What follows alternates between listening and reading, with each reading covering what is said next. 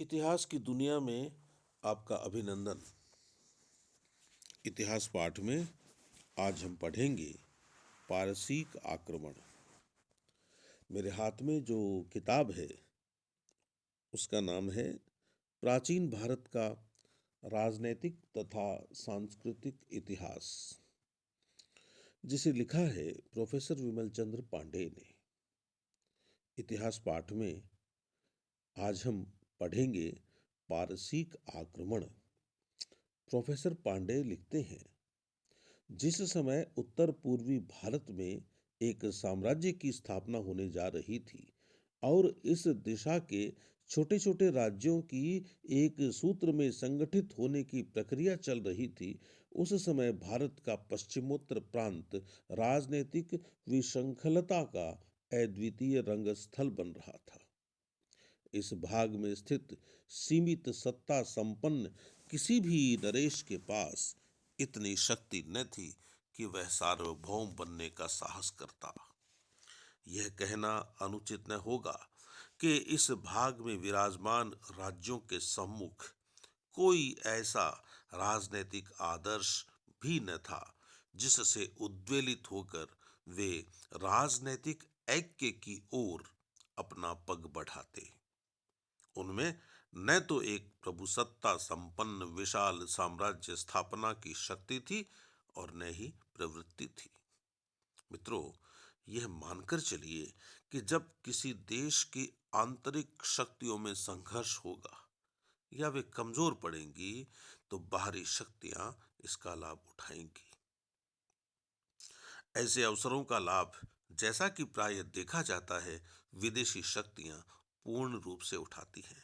उत्तर पश्चिम भारत में गांधार और कंबोज दो राज्यों की शक्तियों पर कुछ विश्वास किया जा सकता था, लेकिन उनमें इस मात्रा में न तो ताकत थी और न ही राजनीतिक बुद्धिमत्ता कि वे किसी महत्वाकांक्षी विदेशी आक्रांता के अभियान को रोक सके।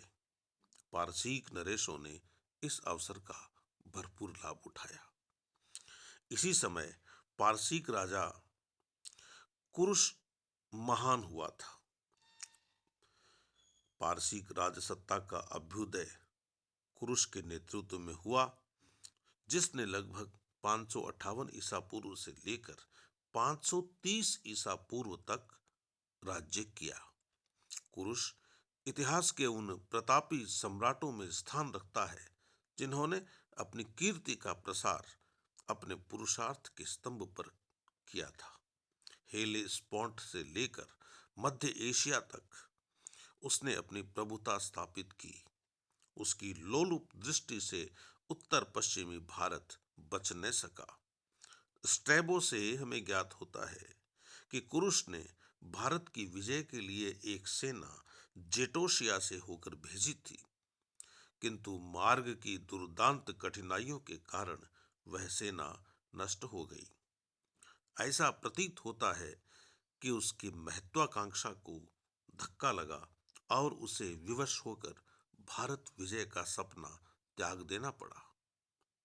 अपनी प्रारंभिक विफलता के बाद कुरुप ने पूर्व की ओर दोबारा अभियान किया और उसे कुछ सफलता भी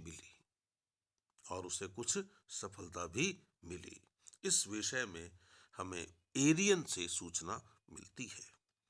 एरियन के एक कथन में अष्टकों और अश्वकों की चर्चा है और बिना किसी शंका के कोफेन का समीकरण काबुल से किया जा सकता है।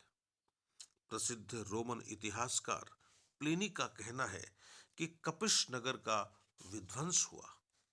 इन साहित्यिक प्रमाणों से यह निष्कर्ष निकाला जा सकता है कि काबुल घाटी का अधिकांश भाग कुरुश की प्रभुता को स्वीकार करता था। दारा के एक अभिलेख से, जो बेहिस्तून में प्राप्त हुआ था, पुष्टि होती है कि निश्चित रूप से इस क्षेत्र में कुरुश का शासन था। इस अभिलेख में पारसिक साम्राज्य को 23 भागों में बांटा गया है और इन 23 प्रांतों में गांधार सम्मिलित था। इन 23 प्रांतों को दारा ने कुरुश से प्राप्त किया था। स्पष्ट है कि गांधार कुरुश के अधीन था। दक्षिणी अफगानिस्तान, पश्चिमी बलूचिस्तान और पश्चिमी मकरान कुरुश के आधिपत्य को स्वीकार करते थे, किंतु इस बात का प्रमाण हमारे पास नहीं है कि कुरुश ने कभी अपने जीवन में सिंधु नदी को पार किया था। बेहिस्तून अभिलेख में जिस शतगु का उल्लेख है, उसका समीकरण हर्जफेल्ड ने पंजाब निवासियों से किया था, किंतु इस मत के लिए कोई आश्रय नहीं है। H.C. चट्टोपाध्याय ने उसका समीकरण गुनल नदी के पार्श्ववर्ती लोगों से किया है। तात्पर्य यह है कि हमारे पास इस समय ऐसा कोई प्रमाण नहीं है जिसके आधार पर हम कह सकें कि कुरुश की विजय वाहिनी सिंधु के इस पार विजय पताका फहरा सकी थी। कुछ उदाहरणों के कारण विद्वानों में भ्रम उत्पन्न हो गया है, यह एक अलग बात है। जैसे जेनोफोन के विश्वकोश में लिखा हुआ है, the Indian king, a very wealthy man, sent his son with money in tribute. इससे जैक्सन को धोखा हुआ है। जैक्सन ने कैम्ब्रिज मॉडर्न हिस्ट्री में इस मत को प्रतिपादित किया है कि भारत का राजा कुरुश के अधीन सामंत था, किंतु उन्होंने इस बात की ओर ध्यान नहीं दिया कि यह वह समय था जब किसी को भारत का नरेश कहा ही नहीं जा सकता था। उस समय तक किसी भी सार्वभौम सत्ता का पूर्ण उदय नहीं हुआ था। अतः ऐसा सोचना भ्रमपूर्ण है कि भारत नरेश कुरुश का सामंत था, और फिर उद्धृत पंक्ति से इस बात का निष्कर्ष कदापि नहीं निकाला जा सकता कि जो धन भेजा गया, यदि भेजा भी गया था, तो वह किसी सामंत के द्वारा भेजा गया था। क्या यह संभव नहीं कि आदान प्रदान मित्रता के धरातल पर हुआ हो? साथ ही यह भी ध्यान रखने की बात है कि उस समय तक कुरुश भी अपनी उन्नति के मार्ग पर ही था। जैक्सन के मत के विपरीत डॉक्टर मजूमदार का कथन है कि चूंकि बौद्ध ग्रंथों में हमें यह मिलता है कि गांधार के अश्वक और अष्टक पुष्कर सारी के समय में स्वतंत्र थे, इससे उपर्युक्त मत का खंडन हो जाता है और प्लिनी की पुस्तक में कुरुश द्वारा कपिश के विध्वंस होने की जो बात मिलती है, वह बाद में जोड़ दी गई है। इससे उपर्युक्त मत का खंडन हो जाता है। किंतु कदाचित गांधार उस समय दो भागों में विभक्त था। तक्षशिला का राजा पुष्कर सारी था और पश्चिमी गांधार में अश्वक और अष्टक थे जो कुरुश के अधीन रहे होंगे।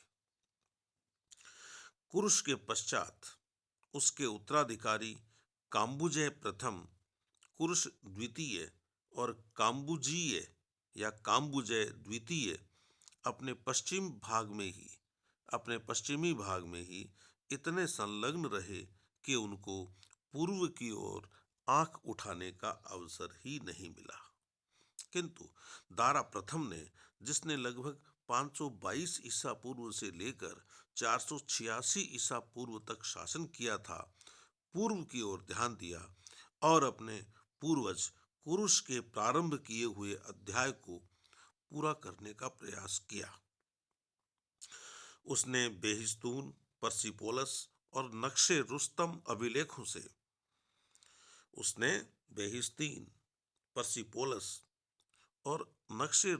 के अभिलेखों में यह बताया कि भारतीय अभियान में उसे कुरुश से कहीं अधिक सफलता मिली। बेहिस्तून अभिलेख में जो कि 520 से 518 ईसा पूर्व का है, हम पाते हैं कि गांधार का उल्लेख उन देशों में है जो उसके अधीन थे, परंतु इसमें भारत का उल्लेख नहीं है। उसके पर्सिपोलस और नक्शे रुस्तम अभिलेखों से ज्ञात होता है कि सिंधु भी गांधार के साथ उल्लिखित है।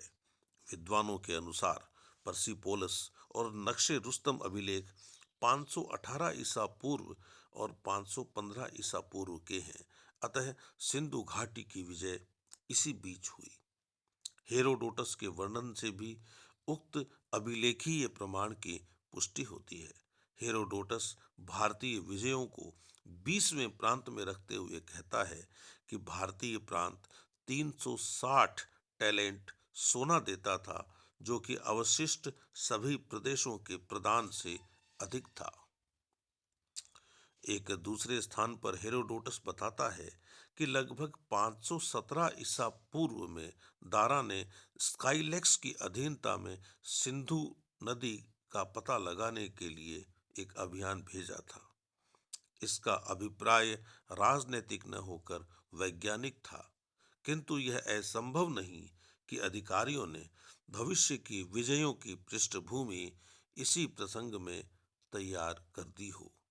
दारा की विजय सीमा का निर्धारण विवादास्पद है, किंतु इतना तो निश्चित है कि उससे केवल सिंधु घाटी से तात्पर्य नहीं है, क्योंकि वही प्रदेश अकेला 360 टैलेंट नहीं दे सकता था।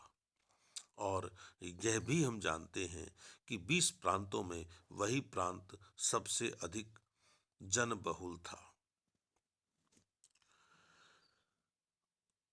जर्गजीज, जिसने कि 486 ईसा पूर्व से लेकर 465 ईसा पूर्व तक शासन किया था, ने भारतीय प्रदेशों को पैतृक रूप में प्राप्त किया। यूनान के विरुद्ध जार्गजीज के अभियान में गांधार निवासी सैनिक के रूप में पारसिकों की ओर से लड़े। यह प्रमाण प्राप्त हो जाता है कि जर्गजीज के समय तक पारसिकों के अंतर्गत भारत का यह पश्चिमी प्रांत था। डॉक्टर मजूमदार का कहना है कि ये सैनिक भाड़े के सैनिक भी हो सकते हैं, किंतु द्वितीय पर्सिपोलिस अभिलेख से इसका खंडन हो जाता है। डॉक्टर राय चौधरी का कहना है कि भारत कदाचित उन देशों में था जिन्हें पारसीक नरेश जर्गजीज के धार्मिक क्रोध का कुपरिणाम सहन करना पड़ा था। मित्रों, यह बात तय है, यह बात निश्चित है कि प्राचीन भारत की जो राजनीतिक स्थिति थी और जिस दौर की हम बात कर रहे हैं, पारसिक आक्रमण के दौर की, उस समय कोई बड़ा राजा भारतीय क्षेत्र में नहीं था जो सबको एक सूत्र में बांधकर रख सके। और उसी का नतीजा था कि पारसिकों की नजर इधर पड़ी। डॉक्टर रायचौधरी का कहना है कि भारत कदाचित उन देशों में था जिन्हें पारसीक नरेश जर्गजीज के धार्मिक क्रोध का कुपरिणाम सहन करना पड़ा था। जर्गजीज ने देवों के स्थान पर रितम की पूजा करने के लिए विवश किया था। थर्मोपली के युद्ध के पश्चात पूंजीभूत पारसिक राजनीतिक शक्ति बिखरने लगी थी। थर्मोपली के युद्ध के पश्चात पूंजीभूत पारसिक राजनीतिक शक्ति बिखरने लगी थी, किंतु किसी न किसी रूप में भारत के इस अभागे भाग पर पारसिक आधिपत्य जर्गजीज के पश्चात भी बहुत काल तक बना रहा। इतिहासकार हेरोडोटस अर्टाजर्गजीज का समकालीन था, और यद्यपि हेरोडोटस द्वारा दारा के समय के साम्राज्य के विभाजन का वर्णन किया गया है, फिर भी कतिपय विद्वानों का यह कथन है कि यह विभाजन उसके समय का है। अर्टाजर्गजीज के साउथ टॉम्स अभिलेख में भारत उन प्रदेशों में है जो पारसिक अधिराट को कर देते थे। दारा तृतीय ने 330 ईसा पूर्व में आरबिला के युद्ध में भारतीय सैनिकों को अपनी सेना में रखा था, और भारतीय सैनिकों के 3 दल थे। इससे यह स्पष्ट होता है कि जितने सैनिक थे वे सभी सिंधु नदी के पश्चिमवर्ती थे। फिर पूर्ववर्तियों का क्या हुआ? कदाचित उन पर अब पारसिक आधिपत्य अशक्त न था। स्ट्रैबो इस बारे में हमें बताता है, किंतु उस भाग पर भी अधिकार हमें बहुत प्रबल दिखलाई नहीं पड़ता। इसका कारण स्पष्ट है कि भारतीय सैनिक दूसरों के अधीन लड़े। पारसिक आधिपत्य धीरे धीरे उस भाग से समाप्त हो गया। उस तिथि विशेष का पता लगाना दुर्लभ है जब पारसिकों के डेरे ने कूच किया, किंतु यह तो ऐतिहासिक सत्य है कि जब 327 ईसा पूर्व में सिकंदर की सेना ने प्रवेश किया तो उसका संघर्ष किसी पारसीक वाहिनी से न होकर भारतीय सेना से ही हुआ। तो मित्रों, यह था पारसीक आक्रमण इतिहास पाठ का पहला अंक। दूसरे अंक के लिए हम फिर मिलेंगे, तब तक के लिए नमस्कार।